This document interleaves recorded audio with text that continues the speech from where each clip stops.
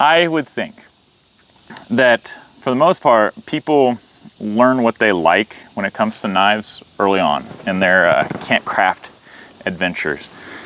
But I guess it's kind of good to hear what people's perspectives are, especially before they make a big purchase. So I'm not sponsoring any particular knife, but in this video, I'm going to talk to you about some things I've learned, and I'm going to tell you a lesson that I recently learned. I guess relearned. That's what it is. Like I forgot about it. Let's just put it that way. I kind of forgot about it. And because of that lesson, it actually changed my opinion just a little bit. So I want to share that with you in case you may have purchased a knife and you were kind of frustrated with it, or maybe you're just disappointed with it. So this series about if something hits the fan, and this is a historic video, okay? This is not based on particular modern day camp crafting or bush crafting. This is historic camp crafting. What did the old historic camp crafters use? Now today's camp crafters, bush crafters, those two groups, they tend to fall in the line with their knives beyond shape. We're not going to get into shape, but they all like Scandinavian grinds. Scandinavian grinds, I think, are universally accepted at being the best at processing wood. And I would be inclined to agree with that. I think Scandinavian grinds are probably the best grinds you can get to process wood. It's because of how they're shaped. When you look at a Scandinavian grind, the blade, comes to a point after a certain section of the knife, right? And it's straight, just like that. It's a wedge. That's all it is. It comes to a fine point. There's no second bevel on it. So there's none of this that's going on. It's all straight. Now, that makes it fairly easy to sharpen too, especially for someone who's new to using a knife. You get a stone, you lay it flat as you possibly can on the stone, and you move it forward, and it takes away steel. I don't like Scandinavian grinds for a couple reasons. And this is where it gets interesting, and I'm sure many of you are going to disagree with me on this, but this is why I dislike Scandinavian grind. Okay, number one, I've got a lot of experience using straight razors. Even today, that's all I use are straight razors. I refurbish straight razors and I collect them. I just love them. I enjoy them. Nothing better than shaving with a nice, sharp straight razor. Now, there's a reason why straight razors are ground down the way they are and they're sharpened the way they are. It's not so much durability going up against bone, rock, wood, or whatever. You're just cutting down hair, right? So when you sharpen a straight razor, you're bringing it down to just a very fine point. The problem with straight razors, especially with like hollow ground straight razors, now this is not a comparison apples to apples, okay? So far it is apples to oranges, but just think about this. Stay with me. If you were to drop that straight razor on the counter, chances are it's going to crack or it's going to get chipped, okay? Once that happens, depending on the grind of the straight razor, it's probably toast, probably trash at that point, or at least it's a wall hanger. That's all you're going to be able to do with it. You can't shave with it anymore. Scandinavian grinds are somewhat in the same way. Because of their fine edge, they are more prone to chipping, getting nicks, bending, and quite possibly breaking if the steel is really, really hard, okay? It's just not as durable as a second bevel. A saber grind is very similar to a Scandinavian grind. I think a saber grind is actually superior. So I brought my three main knives that I like to use. My mother's knife, which is a Western. I brought Kephart's reproduction, and I brought Nesmic's reproduction. Now Kephart's reproduction is not a Scandinavian grind, and it's not a saber grind. It's a convex grind. This grind, this particular shape and grind and everything, is literally created for durability. That's all. Kephart, he wanted a durable knife. Now, he may have to sharpen it more often. The edge retention is going to be pretty superior. This is the most superior edge retention that you're going to get, and it is a convex grind, okay? And then, early 20th century camp crafters, the second one was called a saber grind. A saber grind's been around for a long time. It's very similar, and it looks almost like a Scandinavian grind, or Scandi grind. The difference is that it has a secondary bevel on it. If we take a look at Nesmic's knife, and even Nesmic's original drawing, it is a saber grind, 100%. And it's got a fine edge at the very tip. Now, when I reviewed my reproduction of Nesmic's knife, and it was not a critique to the maker of this knife. The maker of this knife did a beautiful job. It's wonderful steel, it holds its edge, the shape is great. I love everything about it. The one thing I didn't like about it was handling. But I was also using it to do woodcraft tests. And that was the point of that video. It's like, was this the best woodcraft knife? And the answer was certainly not. When something hits the fan, are you going to be doing a lot of bushcrafting where you're going to want something that's going to process a lot of wood and maybe chip or break, get damaged in some way, and you're going to be spending a lot of time repairing it? Or would you like to have a knife that's a little bit more durable? So I think if you're trying to choose a knife for something hits the fan, Scandinavian grind is the worst grind you can get for that particular instance. For hobbies, you know, going out in the woods does wonderfully, right? And if nothing else, you put a chip in it, you can go home or send it out and you can fix it, right? But if you're actually in the woods and that's what you're going to be doing, I would think having something more durable is going to be better. You can still process wood with any knife, no matter what the grind is. Maybe a little bit more difficult, may not be as easy. And realize right off the bat, there's not a single knife for all around use. Every knife has a particular purpose that it's going to be really good at. Now this brings me to my grand conclusion.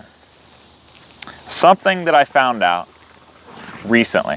I was playing around with my Nesmic knife because I'm getting ready for hunting season, like I'm sure many of you are, right? I'm really excited because this will be the first season that I get to use this knife. I hope that I get a deer. And if I do, I'll be making a video about it, and it'll be in like a closed door option, probably for my patrons on Patreon. That way they can watch it. YouTube doesn't really like animal processing videos. They're kind of anti-hunter in a way.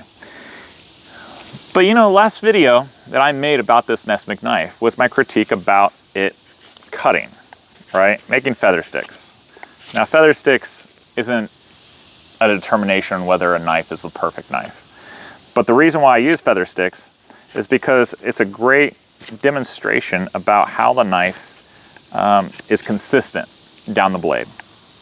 You want to use, ideally, all of the blade when you make your cuts, because knives are meant to slice. There's little tiny saw teeth on the blade. So as I was making, you know, just whittling around, playing around with the knife, kind of like what I'm doing here, suddenly I was reminded about a technique that I've known for a long time. It's just it's not a technique I normally use. I normally use push cuts. I don't normally use draw cuts. And that's when the light bulb went off. I found out if I were to draw this knife along, I can actually have more control. Look at that. I'm finally able to make really, really fine feathers if I draw it, if I pull the stick back. I wanted to share that with you because in the end, I felt like my video that I made about the Nesmic knife was kind of an unfair determination because I forgot about that technique. It's something so simple, but it's just not something I normally do. I usually push cut. It's a habit. But when you draw the stick back, you hold your knife steady, it creates a whole new level of control for this particular knife. So if you are frustrated with your knife because of control issues, try the draw cut where you're pushing the knife, or I'm sorry, you're pulling the stick back Maybe it's called a pull cut. Maybe it's not a draw cut. I'm trying to think. Draw cut is where you draw it towards you. Yeah. So this would be like a pull cut. So much easier to make feather sticks and to have more consistent control with this shape of knife if I pull the stick back than it versus pushing. Pushing, I think I don't know. There's momentum there that is harder to control. So, back to the whole purpose of the video. Which grind is best for something hits the fan? I'd like you to let me know what you think based off of your personal experience. But if I had to take a knife for something hits the fan, it's either going to be a saber grind or it's going to be the convex grind. Both of these examples from the two most popular historic camp craft writers of the early 20th century.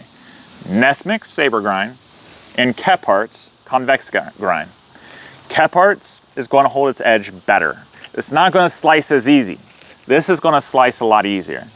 Both of them were hunters, and if something hits the fan, you're going to probably have to hunt for food, or you're at least going to have to process your food.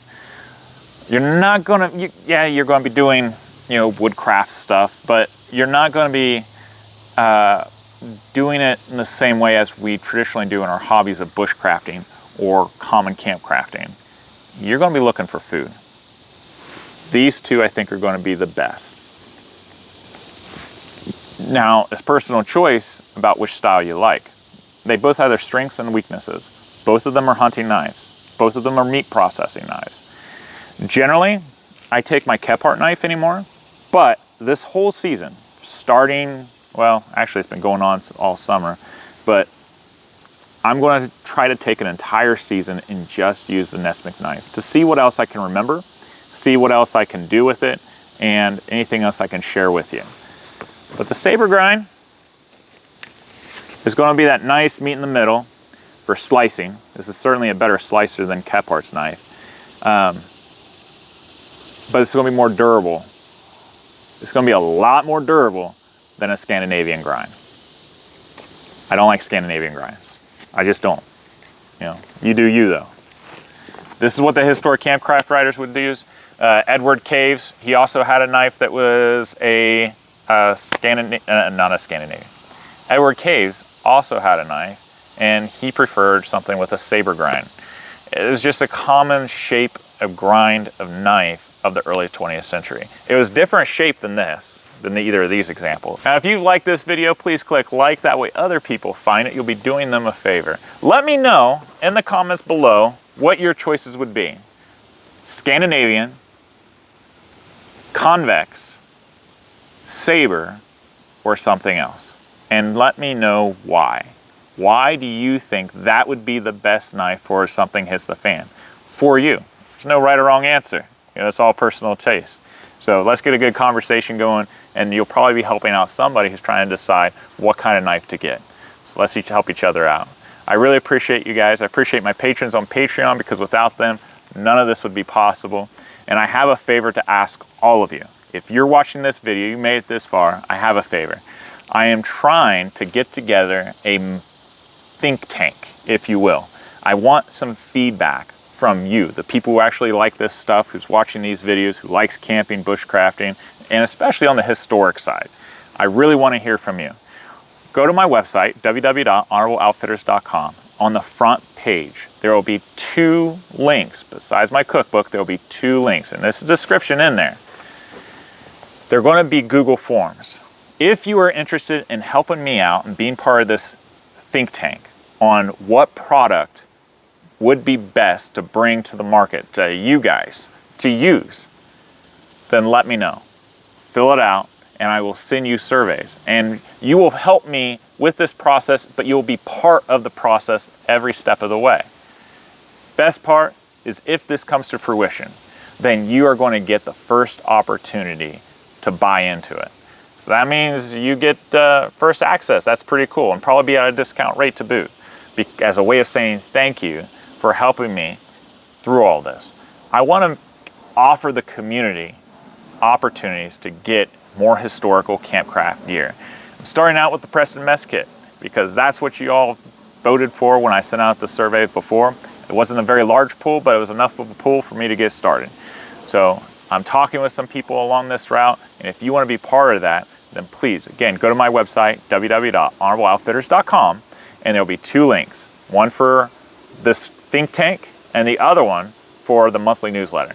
If you're interested in the monthly newsletter, we're going to have special articles, and of course people who are on that will get notified, but they don't have any feedback. They don't get to tell me what they think, okay? But they'll get the updates along the process as well. Thank you to my patrons on Patreon, because without you, none of this would be possible. If you are interested in learning more about the historic Kephart knife, then check out this video here. And if you want to see my video on what I originally thought of the Nesmith knife and why I thought that, then check this video out here. I hope you guys have a wonderful week. Give a kiss out to your loved ones, and I'll see you guys next time. Take care.